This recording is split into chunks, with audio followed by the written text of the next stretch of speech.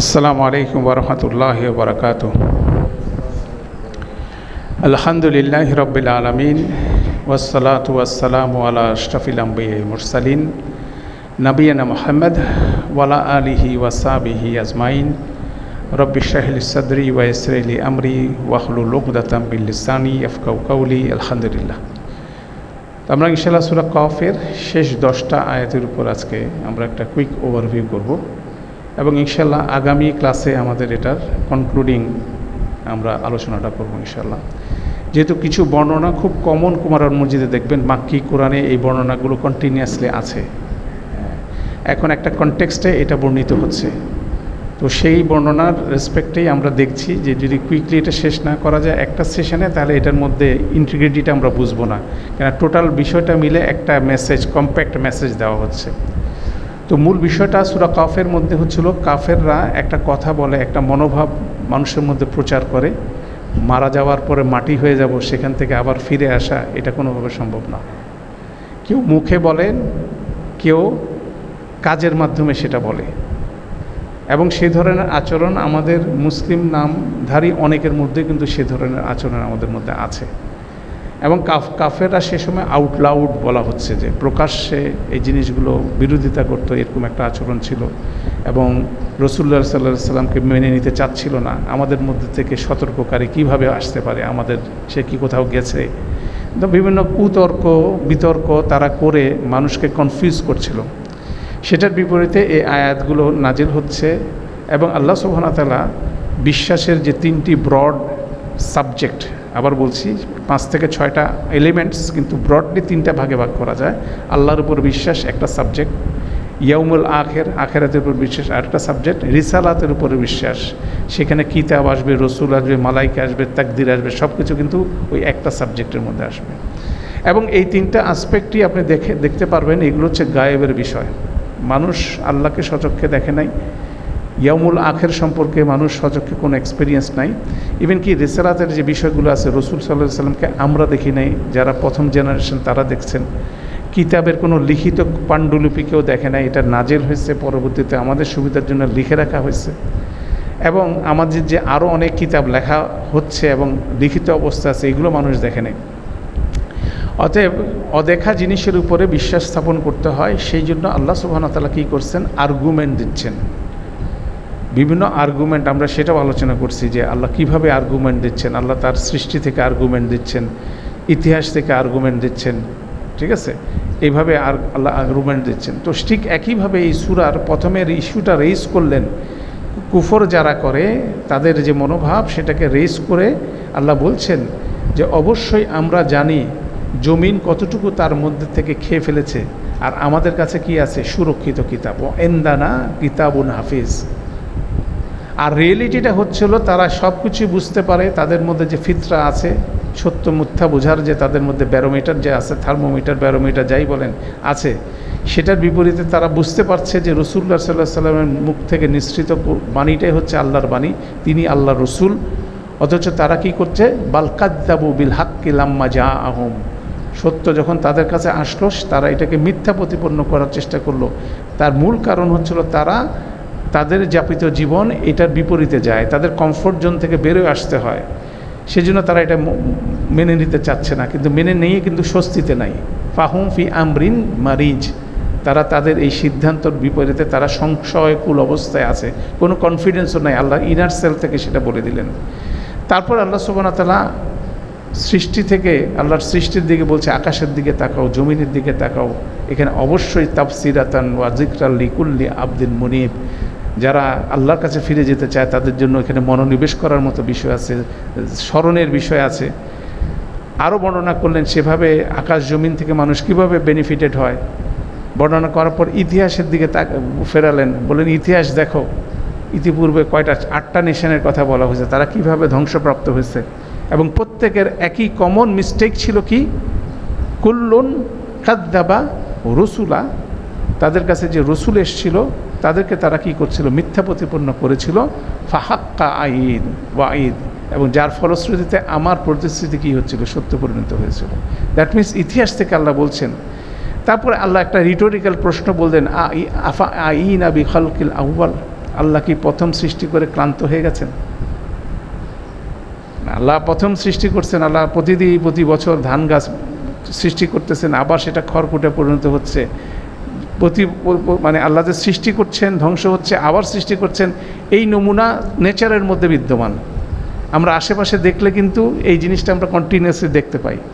পাশাপাশি ইতিহাসের দিকে যদি তাকানো যায়, 8টা জাতির কথা বলছে, সবগুলো জাতিকে আল্লাহ সৃষ্টি করছেন, ধ্বংস করছেন, সৃষ্টি করছেন, ধ্বংস করছেন, সৃষ্টি করছেন, ধ্বংস করছেন। অতএব সেই ইতিহাস থেকে দেখা যাচ্ছে জাতি সৃষ্টি হয়েছে, ধ্বংস হয়েছে। আল্লাহ সৃষ্টি করেছেন, ধ্বংস করেছেন, অতএব আবার সৃষ্টি করেছেন। এই সাইকেলে আল্লাহর ব্যাপারে কোনো লিমিটেশন থাকার কোনো চিন্তা ভাবনা করা যাবে না। অতএব এগুলো কি আর্গুমেন্ট আল্লাহ এনে দিচ্ছেন। তারপর গত সেশনে আমরা দেখছি যে একটা বড় অংশব্যাপী আল্লাহ বর্ণনা করছেন। আমরা মার্কারগুলো বুঝি 16 থেকে 35 নম্বর আয়াত পর্যন্ত আল্লাহ বর্ণনা করছেন আসলে পুনরুত্থানটা কিভাবে হবে। সেই বর্ণনার মধ্যে প্রথমে যে জিনিসটা আল্লাহ বলছেন সেখানে হচ্ছিল যে কিতাবের ব্যাপারে। আমরা মনে করছি যে আমাদেরকে আবার ধরা যাবে না, কেন আমাদের এই কৃতকর্ম কে রেকর্ড করছে, আমরা ডিকম্পোজড হয়ে যাব পৃথিবীর সাথে, কে আমাদেরকে রিকভারি করবে। তখন সেটা দিয়ে আল্লাহ বলছেন ওয়ালাকাদ খলাকনাল ইনসানা ওয়া না'লামু মা তুওয়াসওয়িসু বিহি নাফসু, আমরা মানুষকে সৃষ্টি করেছি, আর ইভেন কি তার নাফস তাকে যে ওয়াসওয়াসা দেয় সেটা আমরা জানি। কীভাবে জানি? ওয়া নাহনু আকরাবু ইলাইহি মিন হাবলিল ওয়ারিদ, আমরা তার কণ্ঠস্থ গ্রীবা থেকে আমরা কি সংনিকটে আছি। পাশাপাশি ইজ ইয়াতালাক্কাল মুতালাক্কিয়ানি আনিল ইয়ামিনি ও আনিশ শিমালি কয়িদ, ডান পাশে বাম পাশে কন্টিনিউয়াসলি গ্রহণ করার জন্য বসে আছে সামবডি, মানে মালাকের কথা বলা হচ্ছে, যারা বসে আছে কি গ্রহণ করছে? মা ইয়ালফিজু মিন কাউলিন ইল্লা লাদাইহি রাকিবুন আতীদ, যে তারা যে কোনো কথা উচ্চারণ হোক না কেন সেটাকে কী করতেছে? লিখে ফেলছে। দ্যাট মিনস কীভাবে আমাদের রেকর্ড মেনটেন হচ্ছে সেটা বর্ণনা হচ্ছে। তারপর কিভাবে মৃত্যু আসবে, হঠাৎ করে মৃত্যু যন্ত্রণা আসবে, ওয়া যা আজ সাকরাতুল মাউতি বিল হক, সত্য সহকারে মৃত্যু হাজির হবে। অথচ জালিকা মা কুনতা মিনহু তাহিদ, অথচ এখান থেকে তোমরা কি করতে চাও? পলায়ন করার চেষ্টা করছো। হ্যাঁ, তারপরে পুনরুত্থানের বর্ণনাটা বেসিক্যালি 25-20 থেকে শুরু হচ্ছে। নুফিকা সুর, সুরের মধ্যে ফু দেওয়া হবে। যালিকা ইয়াউমুল ওয়াইদ, যে দিন সম্পর্কে ভয় দেখানো হচ্ছে, যে ওয়াদা করা হচ্ছে, সেই দিনটা থেকে সেদিনই হবে। তো এই সম্পর্কে আমরা বিস্তারিত আলোচনা করছি। তারপর সেখানে বলা হয়েছে যে প্রত্যেকটা নাফস একজন সাক্ষী, একজন চালক নিয়ে হাজির হবে, একজন তাকে ধাক্কায় নিয়ে আসবে, আরেকজন সাক্ষী হবে, সেটা বর্ণনা হচ্ছে। অথচ এই ব্যাপারে আমরা গফেল ছিলাম, আমাদের যেটা অ্যাওয়ারনেস ছিল না। সেদিন সামনে থেকে সব পর্দা উঠে যাবে এবং আমরা সমস্ত কিছু দিব্য দৃষ্টির মতো আমরা সেগুলো দেখতে পাবো। তারপরে করিনুহু, তাদের যে সহযাত্রী, তাদের সাথে যে কন্টিনিউয়াসলি 2টা মালাক এবং একটা শয়তান যে আছে, তারা তাদের কনভারসেশন শুরু করবে, সেটাও আল্লাহ এখানে বর্ণনা করছে। যে তারা বলছে যে মালাক বলছে যে আমার কাছে তার রেকর্ড প্রস্তুত, আর করিন বলবে যে সে আমার সাথে লেগেছিল, আমি তার পিছনে লাগি নাই। 2টা কথাই কিন্তু আসে।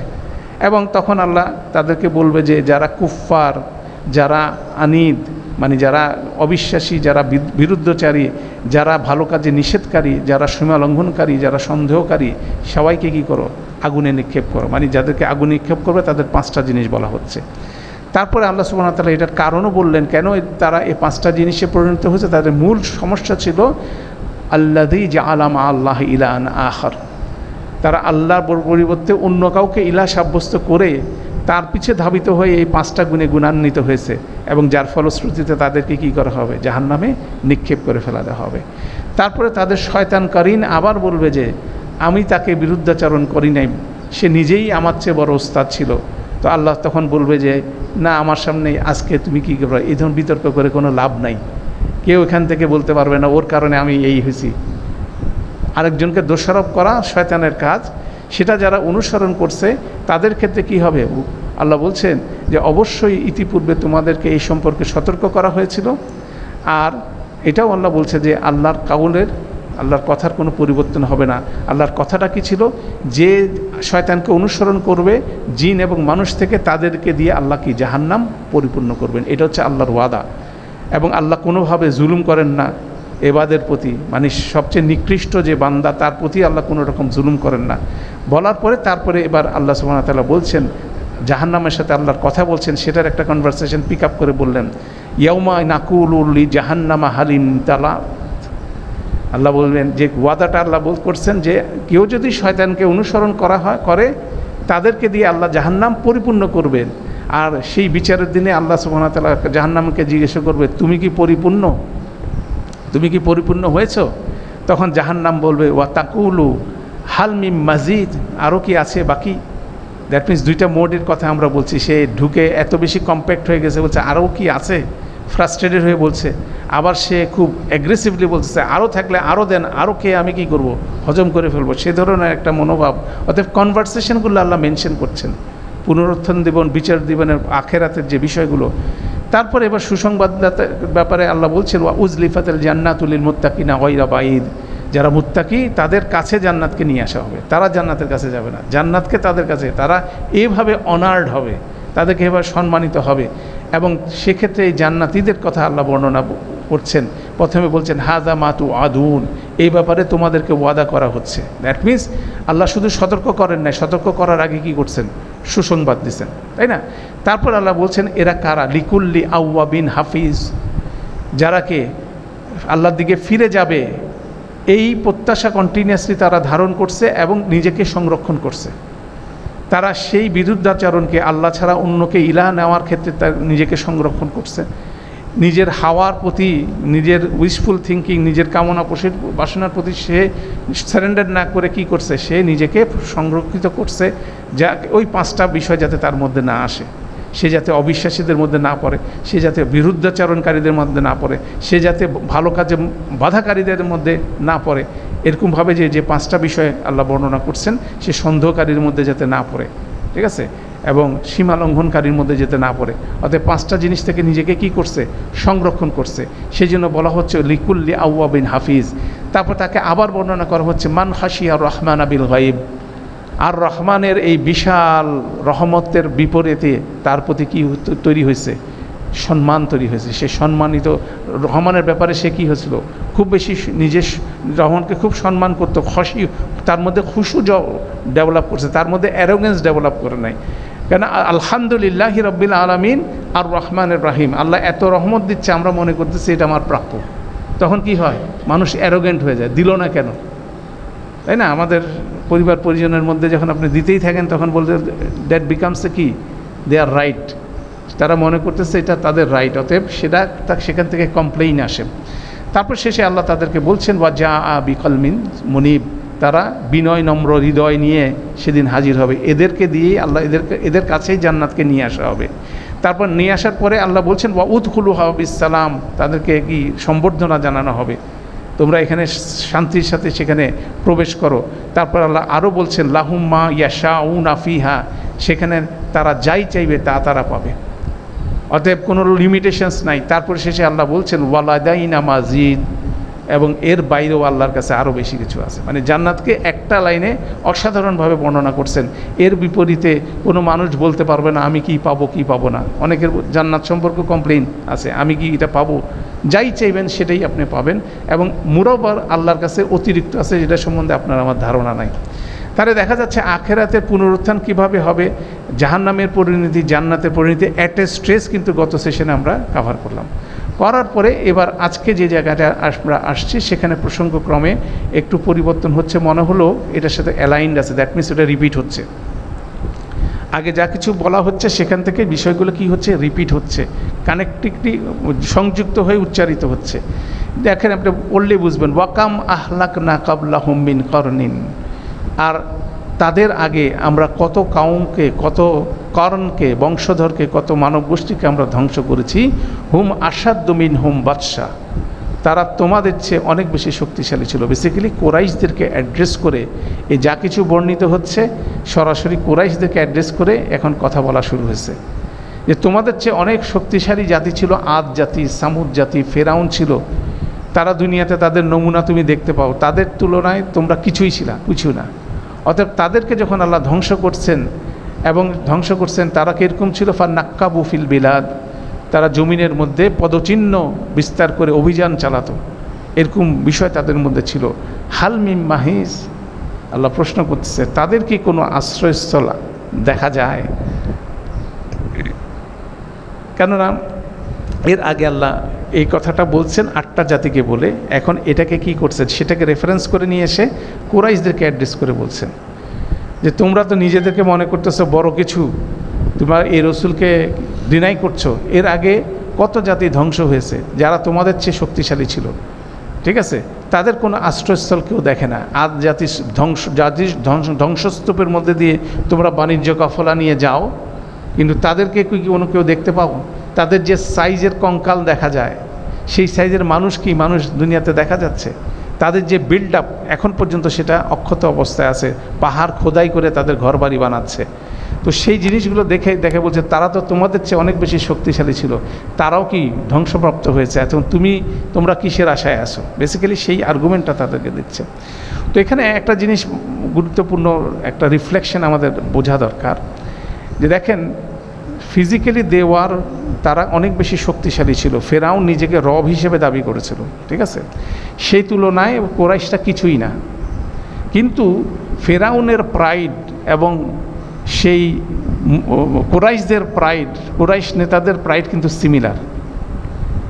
তাদের যে দম্ভ, কেননা আমরা কি প্রত্যেকের একটা ছোট জগৎ আছে, ওখানে আমরা ফেরাউন। কেউ বাড়ির মধ্যে 3 জন সদস্য আছে, সেটার মধ্যে ফেরাউন। বস্তিবাসী যে ময়লার গাড়ি চালায়, সেও কিন্তু তার পরিবারের উপর ফেরাউন। দ্যাট মিনস ফেরাউনি আচরণ এটা যে কোনো জায়গায় থাকতে পারে। আপনি মনে করতে পারেন যে সে কিছুই না, রেসপেক্টে ধরেন একজন ভ্যান চালক, সে কিছুই না সারা বাংলাদেশের যে অন্যান্য ক্ষমতাশালী ব্যক্তি, কিন্তু তার যেখানে ক্ষমতা আছে সেখানে হি বিকামস কি ফেরাউন। এই কনসেপ্টটাই বেসিক্যালি এখানে বলা হচ্ছে যে কুরাইশরা আজ সামুদ জাতির তুলনায় কিছুই না, কিন্তু তারা আবু জাহেল, আবু লাহাব, উমাইয়া এবং কুরাইশ নেতৃত্ব যারা ছিল, তারা কি করছে, তারা সেই আচরণকেও কি করছে, ওভার পাওয়ার করছে। এই জন্য দেখেন এরকম বড় বড় বিদ্রোহী জাতির বিরুদ্ধে বড় বড় নবী রসুলকে পাঠাইছেন। সবচেয়ে বড় রসুল হচ্ছে কি রাসূলুল্লাহ সাল্লাল্লাহু আলাইহি সাল্লাম। ওনাকে পাঠানো হয়েছে কুরাইশদের প্রতি।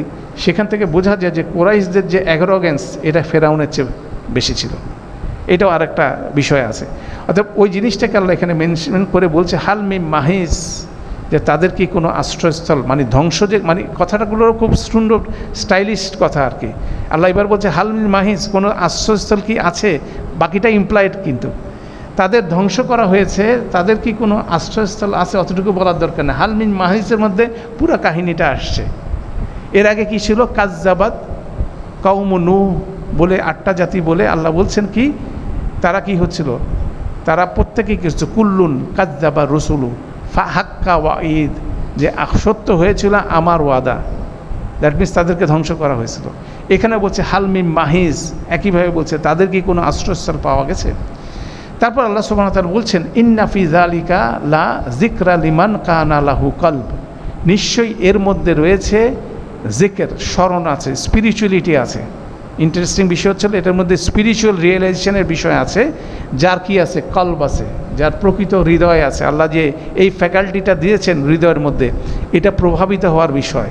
এইসব ঘটনা যদি মানুষ চিন্তা করে প্রভাবিত হতে পারে। এবং আল্লাহ আর পাশাপাশি আরেকটা বললেন, যার রিয়েল কলব আছে, আও আলকা সামআ ওয়া হুয়া শাহিদ, অথবা যে নিজে অ্যাটেন্টিভলি লিসেন করে উইথ অ্যাটেনশন, দ্যাট মিনস শোনে এবং দেখে। যেমন এটার খুব সিম্পল এক্সাম্পল আমরা দিতে পারি আমাদের এখান থেকে।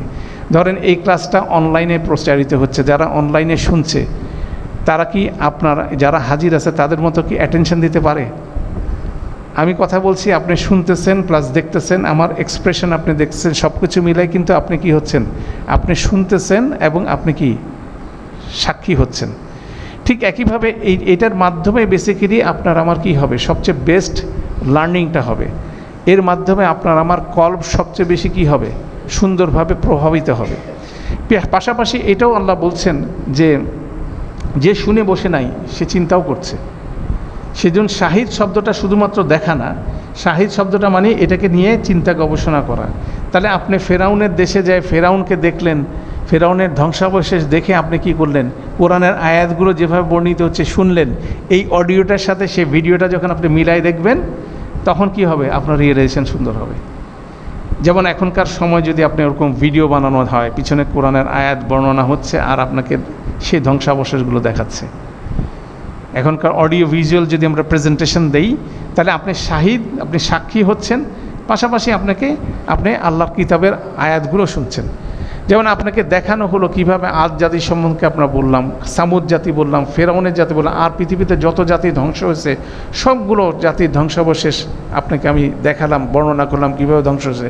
তারপরে এই আয়াতটা যখন পড়লাম, তখন আপনার কাছে মনে হবে কি এটা রিয়েল অর্থে আপনাকে আমাকে কি করবে, স্মরণ করায় দিবে যে আসলে দিস ইজ ট্রুথ, যে আপনাকে আমাকেও ফিরে যেতে হবে। অতএব আমি জীবনের কোনো দশায় যদি ফেরাউনে পরিণত হই, আমারও পরিণতি কি ধ্বংসের দিকেই যাচ্ছে, তাই না? তো সেভাবে এই জিনিসটাই এখানে বলা হচ্ছে। এই জন্য আপনি দেখবেন যে যখন রাসূলুল্লাহ সাল্লাল্লাহু আলাইহি ওয়াসাল্লামের সাথে সাহাবীদের কনভারসেশন হতো, তখন সাহাবীরা বলেন নাই আমাদেরকে আরেকটু শোনান, বলে আমাদের দিকে তাকান, ওয়ানজুর, যে আমাদের দিকে তাকান। কথাগুলো কিন্তু এভাবে আমাদের দিকে তাকায় বলেন। অতএব এগুলো খুব ইন্টারেস্টিং বিষয়, এবং কোরআন সেই জিনিসটাই এখানে খুব সুন্দর বলছে, আও আল কাসামা ওয়া হুয়া শাহিদ। এই ফ্রেজগুলো আমাদের মাথায় থাকলে জিনিসগুলো আমাদের জন্য সহজ হবে। এরপর আল্লাহ বর্ণনা করছেন তার সৃষ্টি সম্বন্ধে, আবার রিমাইন্ড করতেছেন, ওয়ালাকাদ খালাকনা সামাওয়াতি ওয়াল আরদা ওয়ামা বাইনাহুমা বিসিত্তাতি আইয়ামিন। এটা কমন ফ্রেজ কোরআনে বিভিন্ন জায়গায় আপনারা দেখবেন যে আকাশ জমিন এবং এর মাঝখানে যিনি 6 দিনে সৃষ্টি করেছেন।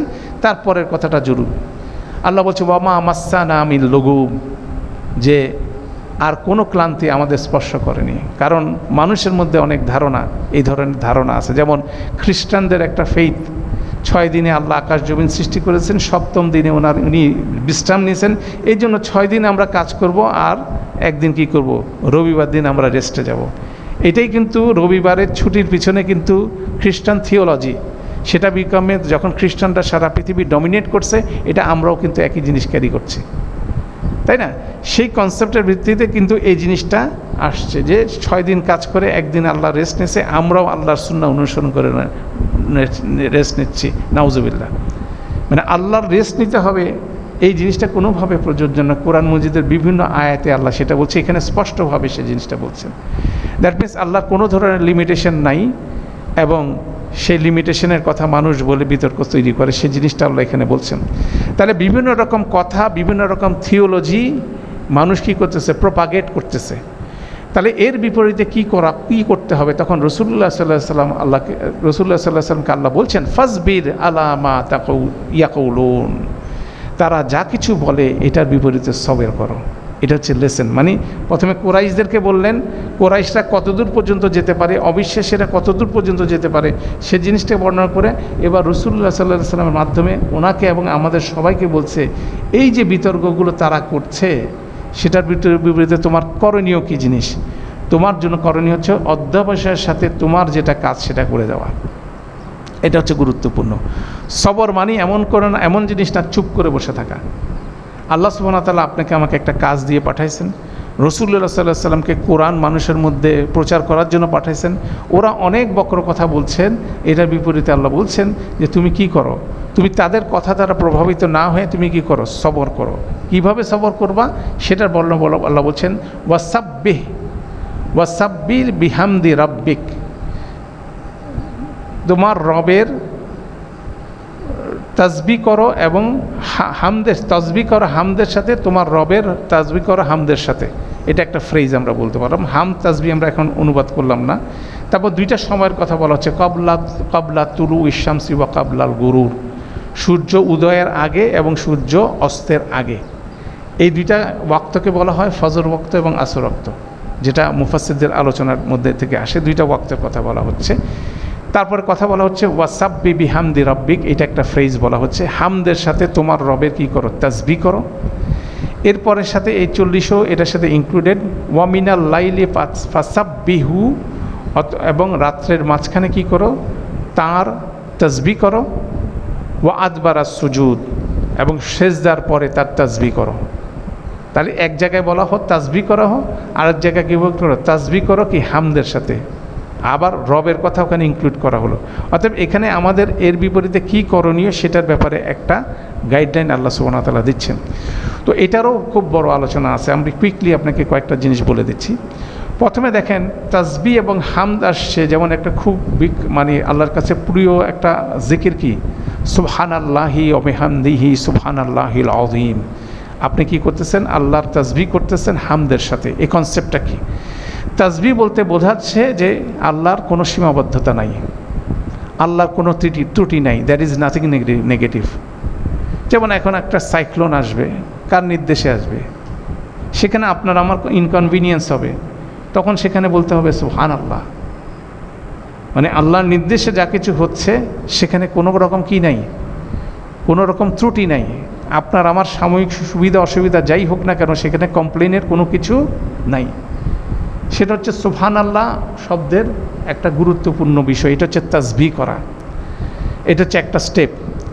বিহামদিক যখন আসতেছে, হামদের সাথে কোনো তো ত্রুটি নেই, যা কিছু ঘটছে সেখানের মধ্যে কল্যাণকর কিছু আছে, তিনি সবচেয়ে বেস্ট ওয়েতে এটা ঘটাচ্ছেন, সেজন্য ওনাকে প্রশংসা করছি এবং এটার মাধ্যমে আমি বেনিফিটেড হচ্ছে, সেজন্য শুকরিয়া আদায় করছি। হামদের দুইটা ডাইমেনশন, একটা হচ্ছে কি প্রশংসা, আর একটা হচ্ছে শুকরিয়া। প্রশংসা তখনই করবেন যখন আপনি এটাকে সুন্দরভাবে দেখবেন, সুন্দর জিনিসের প্রশংসা হয়, আর যখন কোনো মানুষ বেনিফিটেড হয় সেখান থেকে শুকরিয়া হয়। তাহলে আল্লাহর ক্ষেত্রে তারা যে অপপ্রচারণা চালাচ্ছে, সেক্ষেত্রে আল্লাহ নিজের নামটাকে কি বললেন? রব। তোমার রবের তাসবিহ করো হামদের সাথে। তারা তোমাকে বিভিন্নভাবে কনফিউজ করার চেষ্টা করতেছে যে তোমাদের রব এটা কি ধরনের রব? বলতেছো রব প্রভু, তোমরা রব হচ্ছে প্রতিপালক, তোমাদেরকে দেখাশোনা করছে, তাহলে তোমাদেরকে কেন মৃত্যু দিবে, আবার মৃত্যুর পরে তুলে কেন বিচার করবে? বিভিন্ন বক্র প্রশ্ন আছে। তো সেই জায়গা থেকে তাদের এই কথাগুলোতে বক্র আলোচনায়, বক্র বিতর্কে প্রভাবিত না হয়ে তুমি পজিটিভ সাইড অফ লাইফ খুঁজো। মানে আমরা হচ্ছে মুসলিমরা হচ্ছে পজিটিভ, যে কোনো নেগেটিভের মধ্যে কি খুঁজি? আমরা পজিটিভিটি খুঁজি। কেননা আল্লাহর কন্ট্রোলের বাইরে কোনো কিছু নাই। ওয়াহুয়া আলা কুল্লি শাইইন কাদির, তাই না? তো সেই জিনিসটার ব্যাপারে আল্লাহ বলছেন তুমি সেই জায়গায় ইন্সপায়ার্ড হও, এটা নিয়ে তুমি ব্যস্ত না হয়ে আল্লাহ বলছেন ফাসবির, অতএব সবর করো, আলা মা ইয়াকুলুনা, তারা যা কিছু বলে, এবং এগুলো না করে তুমি কি করো? ওয়াসাব্বি বিহামদি রাব্বিক, তোমার রবের কি করো? হামদ করো, তাসবিহ করো হামদের সাথে। মানে তাসবিহটা শুধুমাত্র সুবহানাল্লাহ বললে হবে না, সাথে আলহামদুলিল্লাহ বলতে হবে, সাথে আল্লাহু আকবার বলতে হবে। That is the composite package. কিন্তু তিনটার মধ্যে কিন্তু রিলেশন আছে। আল্লাহর কোনো ত্রুটি নাই, সমস্ত হামদ আল্লাহর।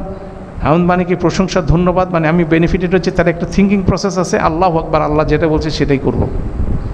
তাহলে আমরা যে 33 বার করে পড়ি, দ্যাট ইজ দ্য থিং আল্লাহ বলছেন। তারপর বলছেন দুইটা সময়ের কথা বলছেন, কাবলাল তুলু ইশামসি ওয়া কাবলাল গুরুর। এই দুইটা সময় হচ্ছিল চেঞ্জের সময়। আলো থেকে অন্ধকার আসছে, অন্ধকার থেকে আলোতে যাচ্ছে, মানে আমরা এই চেঞ্জটা দেখতেছি। মানুষ কি চেঞ্জ পছন্দ করে? সাধারণত মানুষ কি চেঞ্জ পছন্দ করে না, সে মনে করে যে যেটা আছে সেভাবে থাকলে সে শুনবে। কিন্তু আল্লাহ সুবহানাহু ওয়া তাআলা বলছে আল্লাহ কন্টিনিউয়াসলি চেঞ্জ করতেছেন, এটা হলো আল্লাহর মেকানিজম হচ্ছে এটা, আল্লাহর প্ল্যান হচ্ছে এটা। আপনাকে আল্লাহ সুবহানাহু ওয়া তাআলা আপনাকে দুনিয়াতে পাঠাইছেন, আমরা জন্ম লাভ করছি, আমাদের শৈশব ছিল, কৈশোর ছিল, যৌবন ছিল, তারপর বার্ধক্য আসবে, একটা সময় হায়াত শেষ হয়ে মারা যাব। তাহলে আমাদের জীবনে কন্টিনিউয়াসলি অল্টারনেশন আছে। সেই অল্টারনেশনটা প্রতিদিন আমরা দেখি কি? ফজরে দেখি, আসরে দেখি। ফজরের সময় আলো, আসার আলো থাকে, যে অন্ধকার থেকে আলো আসবে। আর আসরের পরে কি হয়? দিন শেষ হয়ে গেছে, সময় শেষ, আজকের দিনে আর কিছু করার নাই, ইট ইজ ওভার, তাই না? তাহলে এই দুইটা জায়গায় কিন্তু কি আছে? আশা আছে, আবার হতাশাও আছে। সব জায়গায় কি করতে হবে? আল্লাহর তাসবিহ, সবই রবের নির্দেশে হচ্ছে। অতএব রবের তাসবিহ করতে হবে হামদের সাথে। That means we should be always positive under any situation. তারপরে বলছেন স্পিরিচুয়ালিটির কথা বলছেন, যে মধ্যরাতে কি করো? আল্লাহর তাসবিহ করো। সেখানে কিন্তু হামদের কথা বলা হয় নাই। যখন শুধু তাসবিহ করা হয় তখন একটা ইন্টারেস্টিং বিষয় আছে। আল্লাহর যখন আমরা তাসবিহ করি, আল্লাহর কোনো কি নাই, ত্রুটি নাই। তিনি হচ্ছেন আলিউল আজিম, বা তিনি হচ্ছিল আর রহমান আর রাহিম, তিনি হচ্ছে কি? আজিজুল হাকিম। উনি এই নাম 99টা এবং তার চেয়ে বেশি যেসব নাম আল্লাহর আছে, সেগুলোর মধ্যে আল্লাহ হচ্ছে কি? সর্বেসর্বা, মানে হচ্ছে সব ক্ষমতা ওনার হাতে, সেই নামের সবগুলো ওনার মধ্যে আছে। আর এটার বিপরীতে আমরা কি? দেউলিয়া। তিনি হচ্ছে গানি, আমরা হচ্ছে কি? ফাকির, তাই না? তাহলে তাসবিহ যখন ইন্ডিভিজুয়ালি বলা হয়, তখন হচ্ছে আল্লাহর বরত্ব ঘোষণা করা হয়। আমাদের কি? আমাদের ব্যাংকরাপসি যেটা বলি, আমাদের দেউলিয়াত্ব আমরা ঘোষণা করেই বেসিক্যালি এই তাসবিহটা করা হয়। বিনম্র হতে হয় আল্লাহর বিপরীতে, যে সমস্ত ক্ষমতার আল্লাহর হাতে, আমাদের হাতে কিছু নাই। এই যে স্পিরিচুয়ালিটিটা, দ্যাট ইজ এক্সারসাইজ কখন? সেই এক্সারসাইজ হচ্ছে মধ্যরাতের এক্সারসাইজ। এই জন্য দেখবেন একটা সুন্দর রেফারেন্স অনেকেই তাফসীরকারক দেন। মুসা আলাইহিসসালাম কেন তার হারুন আলাইহিসসালামকে চাইছিলেন? তখন বলছিলেন যাতে করে আমরা দুইজন মিলে আপনার তাসবিহ করতে পারি। তখন মুফাসসিরদের ব্যাখ্যা হচ্ছে ওনারা কেন দুইজন মিলে বলছেন তাসবিহ করতে পারেন, তখন ওনাদের কথাটা ছিল, ব্যাখ্যাটা ছিল এভাবে যে আমরা একে অপরের দোষ নিয়ে আলোচনা করে এর বিপরীতে বলবো আল্লাহ হচ্ছে মহান, আমার এটা নাই, তোমার এটা নাই, কিন্তু আল্লাহ কি সব কিছু, মানে ইন কনভারসেশন দুইজন মিলে ডিসকাস করে কি করব? আল্লাহর তাসবিহ করব। এটাও কিন্তু অসাধারণ বিষয়। এবং আমাদের এই সমস্ত যতগুলো আমরা হালাকা করতেছি, এটার বিষয়টা একটাই, আমরা দেউলিয়া, সমস্ত ক্ষমতা কার হাতে? আল্লাহর হাতে, তাই না? তো এই জিনিসটা বলার পরে তারপরে ইন্টারেস্টিং একটা জিনিস ফ্রেজ অ্যাড করলেন, এই তাসবিহ করো কখন?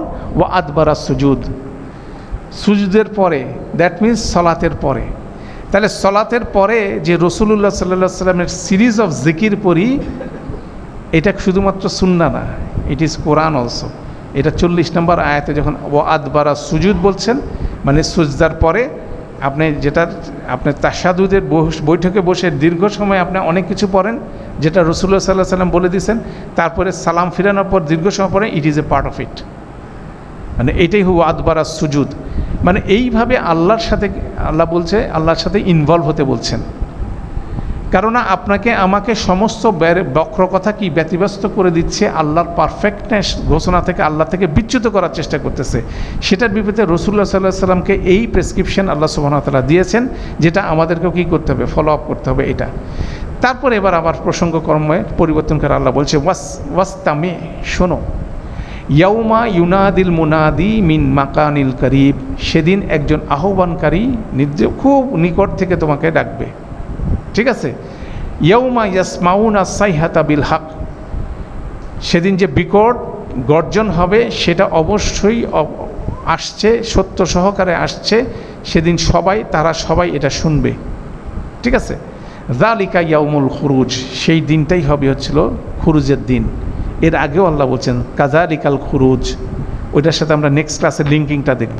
That means end of the যে জিনিসটা নিয়ে তারা অস্বীকার করতেছে, সে প্রসঙ্গটা আবার আনলেন, যে সেই দিন কি খুব ক্ষীণভাবে আওয়াজটা শোনা যাবে, তারপরে কি হবে? এটা লাউড হইতে থাকবে।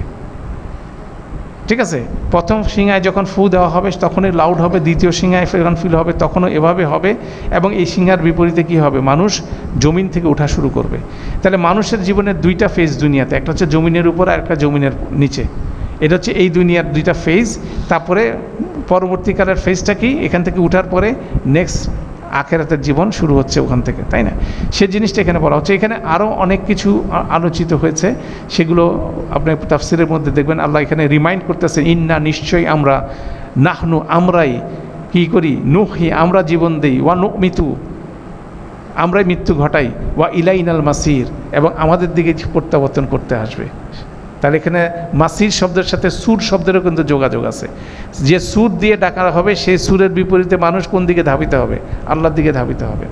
তারপর বলা হচ্ছে ইয়াউমা তাশাক্কাকুল আরদু আনহুম সিরা, সেদিন আর্দ তাদের থেকে কি হয়ে যাবে? দ্রুততার সাথে আলাদা হয়ে যাবে। যখন সেকেন্ড সিংহা দেওয়া হবে, দ্রুততার সাথে আলাদা হয়ে যাবে। তারপর বলছে যালিকা হাসরুন, এবং এইটাই হচ্ছিল তাদেরকে একত্রিত করার বিষয়, আলাইনা ইয়াসির, এটা আমাদের জন্য খুব সহজ। তো বিষয়, এই আয়াতগুলোর সামারি তাফসির হচ্ছে এরকম, বলা হচ্ছে এভাবে যে সুরে যে ফুটা দেওয়া হবে সেকেন্ড টাইম, সব কিছু ধ্বংস হয়ে যাওয়ার পরে ফু দেওয়া হবে, তখন সাইমultaneously দুইটা ঘটনা ঘটবে। একদিকে প্রচণ্ড বৃষ্টিতে জমিন থেকে কী করবে? মানুষের সে টেইল বোন থেকে মানুষগুলো গজানো শুরু করবে, একটা দৃশ্য। আর একটা দৃশ্য বর্ণিত হয়েছে যে ওই সিংহার ফুর মধ্যে থাকবে সমস্ত রু জগৎ, ওখানে জমা থাকবে। যখন সিংহায় ফু দেওয়া হবে, সে ফুর ব্লোয়িংয়ের ফলে সমস্ত রু সেখান থেকে বেরোয় আসবে। বেরোয় আসে, আপনি চিন্তা করেন, সে আল্লাহর আদেশে তখন যার যার দেহে সেটা সঞ্চালিত হবে। এবং সেটারও বর্ণনা আছে, সেটা বলা হচ্ছে কি, যেভাবে বলতে পারেন যে সাপ কামড় দিলে একটা ভিজুয়ালাইজেশন, সমস্ত শরীর নীল হয়ে যায়, বিষটা যেমন সরায় যায়, ঠিক একইভাবে প্রতিটা শরীরের মধ্যে রু ঢুকবে, এবং সেভাবে এটা এরকম কি হয়ে যাবে, এরকম বিষয় একটা ঘটবে, এরকম একটা ভিজুয়ালাইজেশনের বর্ণনা আছে।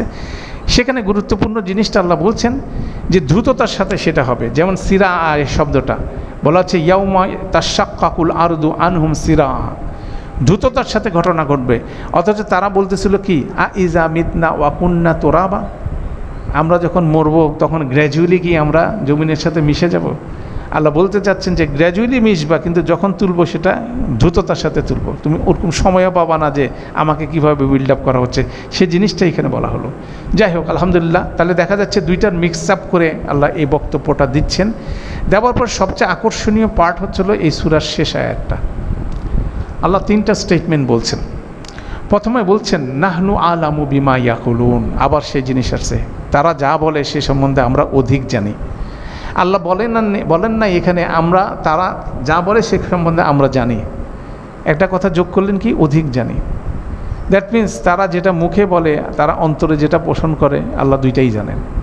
যেমন আল্লাহ বলছেন তারা বলে আইজা মিতনা কুন্না ও তোরাবান জালিকা রজউন বাইদ, এটা তারা মুখে বলে, অন্তরের মধ্যে কি বাল কাজ্জাবু বিল হাক্কি লাম্মা জা আহুম, তারা অস্বীকার করে সত্যকে যখন তাদের কাছে এসছে। সেটা তারা ফাহুম ফি আমরিন মারিজ, তারা নিজের মধ্যে সংশয়কুলের মধ্যে থেকে এই ডাবল স্ট্যান্ডার্ডের কাজটা তারা করে। সের বিপরীতে আল্লাহ বলছেন নাহনু আমরা অধিক জানি বিমা ইয়াকুলুন, তারা যা কিছু বলে। তারপরে স্টেটমেন্ট হচ্ছে ওয়ামা আনতা আলাইহিম বিজাব্বার, তাদের বিপরীতে তোমাকে জবরদস্তি করার জন্য পাঠানো হয় নাই।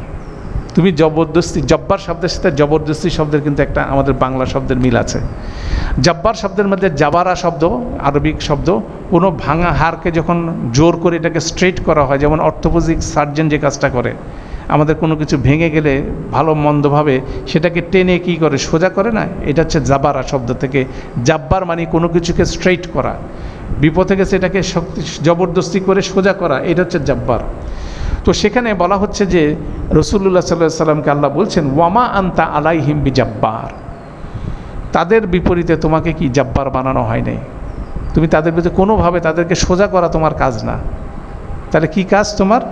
ফাযাক্কির বিল কোরআনি মান ইয়াখাফু ওয়াঈদ, কোরআনের মাধ্যমে তাদেরকে কি করো? স্মরণ করাও।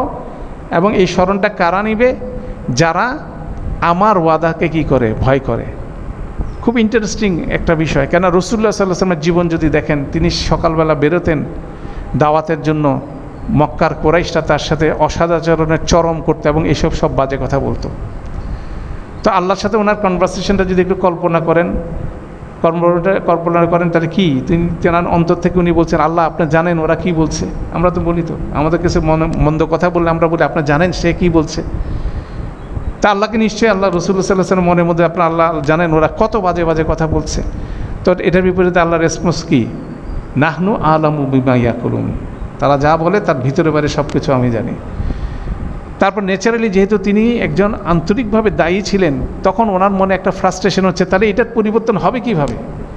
এরা কিভাবে পরিবর্তিত হবে? আপনি একইভাবে চিন্তা করেন, আপনি আমার পরিবার পরিজন আত্মীয় স্বজনের মতো যখন দাওয়াত দিবেন, তখন কিন্তু একই সিচুয়েশন, তারা এমন সব কথা বলবে আপনি সহ্য করতে পারতেছেন না। তারপর মনে হবে যে তারা কিভাবে এখান থেকে বেরোয় আসবে। তার উত্তর হচ্ছিল কি ওয়ামা আনতা আলাইহিম জাব্বার, তাদেরকে জোর করে লাইনে আনা তোমার কাজ না। তোমার কাজ কি? তাহলে আমি কি করব?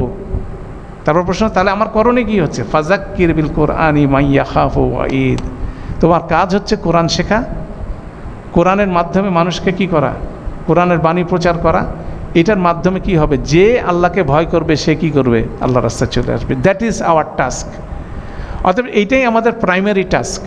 মুসলিম কমিউনিটি হিসাবে আমাদের মূল কাজ হচ্ছে আল্লাহর কিতাবের উপরে দখল আনা, নিজে এটা রিসাইট করা, এটা প্রিচ করা, এবং এটাই করব। এবং কে আসবে না আসবে এটার সিদ্ধান্ত কোনোভাবে আমাদের হাতে নাই। এই দাওয়াতি এই কাজ থেকে আমরা বিস্মৃত হয়ে যে আমরা অন্য কিছুর দিকে ঝুঁকে পড়ছি, এই কাজটা করতেছি না। এটা কিন্তু প্রাইমারি কাজ। আমি যদি চিন্তা করি, আমরা প্রতিদিন যারা মাদ্রাসা থেকে পড়ে আসছেন, যারা আমাদের ইমাম সাহেবরা আছেন, ওনারা রেগুলার কোরআন তেলাওয়াত করেন ঘন্টার পর ঘন্টা। নাহলে আজকে এত ফজরে এত সুন্দর তেলাওয়াত আপনি শুনতে পারতেন না। আপনি নিজে চেষ্টা করেন, আপনার যেটা মুখস্থ সূরা আছে এটা 2 দিন যদি না পড়েন, তৃতীয় দিন কি হবে? আমি খেয়ে ফেলবো। তো এটাকে ধারণ করতে হলে কি হবে? প্রচুর রিসাইটেশন আমাদের দরকার, প্রচুর রিসাইটেশন, রেগুলার রিসাইটেশন। এই জন্য সাহাবিরা কি 7 দিনে কোরআন মজিদ খতম দিতেন কি recitation with understanding. That means এটার মধ্যে এমনভাবে চর্চার মধ্যে এমনভাবে লেগে থাকা যেন কথায় যেতে কথায় কথায় কী বেরোবে, কোরআনের আয়াত বেরোবে। সে জায়গায় আমাদের যেতে হবে, সে জায়গায় যে কী করতে হবে, কোরআনের মাধ্যমে মানুষকে দাওয়াত দিতে হবে। সেটাই হচ্ছে প্রাইমারি রেসপন্সিবিলিটি অফ মুসলিম উম্মা। এটা যদি করতে না পারি এরপরে আর কোনো কাজ প্রযোজ্য না। This is primary qualification of us. এই কোয়ালিফিকেশানটা অর্জন করলে তারপর নেক্সট কাজ আপনাকে আল্লাহ আমাকে দিবে। এখন দেখেন আমাদের সোসাইটির মধ্যে এই কোয়ালিফিকেশান কয়টা মানুষের আছে? এই কোয়ালিফিকেশান জাগ্রত করার জন্য আমাদের কয়টা দাওয়াতের কাজ আছে? আমাদের কোনো কিছু নেই। আমরা নিজেরাও করি না, আরেকজনকে দাওয়াত দিই না, আমরা অন্য কিছুর কথা বলি, এটার বাইরে অন্য কিছুর কথা বলি। This is the starting point. কেন আপনার আমার চারপাশে কী কী অড সিচুয়েশনস থাকবে, এই কুফরি মতবাদ থাকবে।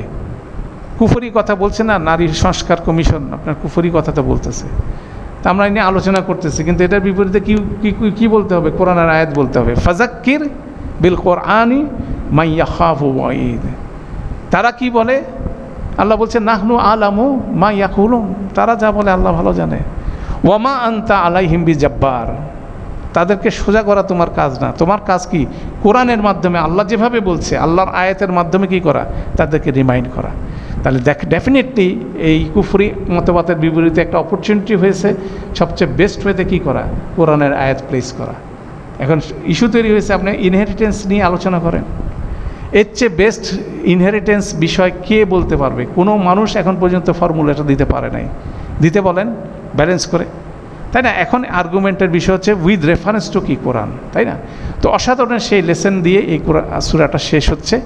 এখন আমাদের কাজ কি? আমাদের কাজ হচ্ছে প্রতিদিন এই সূরাটা পড়া। যারা আমরা এই দর্সের আলোচনা শিখছি, প্রতি শুক্রবারে যেমন সূরা কাহাফ পড়ি, এটাও কি রুটিনের মধ্যে নিয়ে আসা।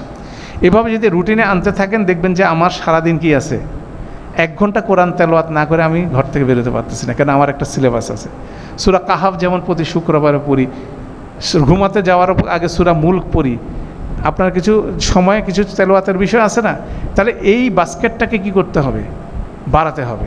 তো আমরা নেক্সট ক্লাসে এটাকে আরেকটা অ্যানালাইসিস করবো এটার উপর ইনশাল্লাহ। তো আমরা এই সপ্তাহ নেক্সট 1 উইক কী করব? প্রতিদিন একাধিকবার, সকালে একবার বিকালে একবার আপনি পড়ে যদি নেক্সট ক্লাসে আসেন, ইনশাল্লাহ নেক্সট ক্লাসে যে আলোচনাটা হবে আপনি সেখানে আরও বেশি মজা পাবেন। আর আপনি যদি এটা আলোচনার মধ্যে না থাকেন, আপনি যদি এটার মধ্যে না থাকেন, তাহলে আগামী ক্লাসে আবার মনে হবে নতুন কিছু পড়ছি। এটা আমাদের যে অপরচুনিটি, এটা ইট ইজ এ জার্নি। কিন্তু আমরা সূরা কফ নিয়ে কিন্তু গত 8 সপ্তাহ উই আর রোলিং আউট, ঠিক আছে? এরপরে যখন আমরা পরের সূরাটা ধরবো, এটা কিন্তু আমাদের সিলেবাসে থাকবে না, এটা আলোচনা হবে না। অতএব আমরা এই 7 সপ্তাহ যারা এটার সামনে সময় দিছি, আমাদের জন্য একটা প্রাইম কাজ হচ্ছে না নেক্সট 1 সপ্তাহ কী করা, যতবার সম্ভব। বেশিক্ষণ লাগে না, এর পড়তে কতক্ষণ লাগে? Maximum 5 to 7 minutes. আপনি একটু সময় নিলে 10 মিনিট, সকালে 10 মিনিট, বিকালে 10 মিনিট, রাতে 10 মিনিট আমরা যদি দিতে পারি এটাকে, তাহলে দেখবেন নেক্সট আলোচনাটা কি আপনার কাছে আর আমার কাছে ভালো লাগছে। তাহলে এটা জার্নিটা আমরা কি করতে চাচ্ছি? নিতে চাচ্ছি, ঠিক আছে? যদি ওয়ান্স আপনি এটা নিতে পারেন, জার্নিটা আমি বলতেছি আপনি জেনে আসছেন। যেমন গতকাল আমি গুলশান সোসাইটিতে আমাদের দর্শ ছিল, একই দর্শ ছিল, ফজরের ইমাম সাহেব এই সূরা কফের মাঝখান থেকে পড়ছেন। তখন আমাদের ক্লাসে যারা এটা ফলো করছেন তারা খুব এক্সাইটেড যে যেটা পড়তেছি সেটা অন্য সূরা থেকে কিন্তু বেটার ওয়েতে কিন্তু আমি বুঝতেছি, তাই না? তো ওই এক্সপিরিয়েন্সটা কিন্তু জরুরি। ওইটা হলেই তখন আমাদের এই পড়াশোনাটা কি আরও বেশি কি আগ্রহী হব আমরা। ডেইলি ইস্যুজ আমাদের কোরআন মজিদ, না? আল্লাহ আমাদের জন্য সহজ করুন। সুবহানাকাল্লাহুম্মা ওয়া বিহামদিকা আশহাদু আল্লা ইলাহা ইল্লা আনতা আস্তাগফিরুকা ওয়া আতুবু ইলাইক। আসসালামু আলাইকুম ওয়া রাহমাতুল্লাহি ওয়া বারাকাতুহু। হ্যাঁ বলেন।